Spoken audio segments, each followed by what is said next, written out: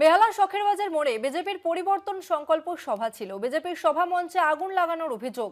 বিশাল police বাহিনী রয়েছে ঘটনাস্থলে। বিজেপির সভাস্থল থেকে 100 থেকে 200 মিটার দূরে স্থানীয় 123 নম্বর ওয়ার্ডের কাউন্সিলর সুদীপ পল্লের একটি প্রত্যেক বছরের ন্যায় এই বছরও অল বেঙ্গল ব্যাডমিন্টন টুর্নামেন্ট ছিল। পতাকা লাগানো নিয়ে দুই পক্ষের বাদানুবাদ শুরু হয়।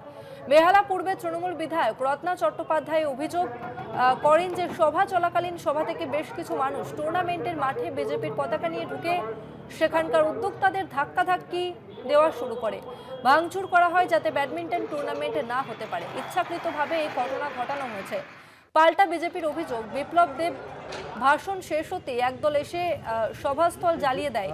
ভাঙচুরের কোনো ঘটনা সেখানে ঘটেনি।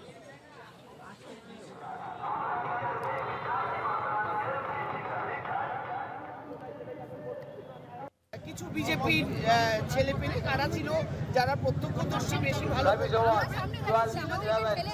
তারা বরিশাল ক্লাবের ভেতরে ঢুকে ভাঙচুর করেছে এবং এটা এই ব্যাডমিন্টন টুর্নামেন্টটা বেহালা পূর্বের একটা খুব মানে আমি বলবো গর্বের এই ওরা এত সুন্দর করে ক্লাব থেকে করে। আমি মনে করছি এটা ইচ্ছাকৃতভাবে করা হয়েছে।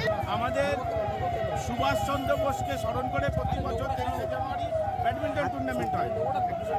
সেই টুর্নামেন্টে আজকে ফাইনাল। এখানে বিকেল থেকে বিজেপির একটা মিটিং হচ্ছিল, তাদের কোথায় কি অসুবিধা হয়েছে আমাদের গিয়ে আজকের খেলার মাঠে ভাঙচুর করে পুরো খেলার লন্ডভন্ড করে দিয়েছে। আরো করবে, এটা তো আজকে একটা কথা বলি, ভারতীয় জনতা পার্টি হচ্ছে সংস্কৃতিকে বিশ্বাস করে। আর একটা সংস্কৃতি যেখানে খেলা হচ্ছে সেই জায়গাকে সম্মান দিয়ে আমরা কথাবার্তা বলতে যাই।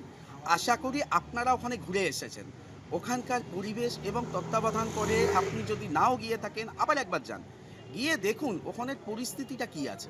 যদি পরিস্থিতি মনে হয় ভাঙচুর, তাহলে আপনি আবার আসুন, আমি তার দায় স্বীকার করে নেব।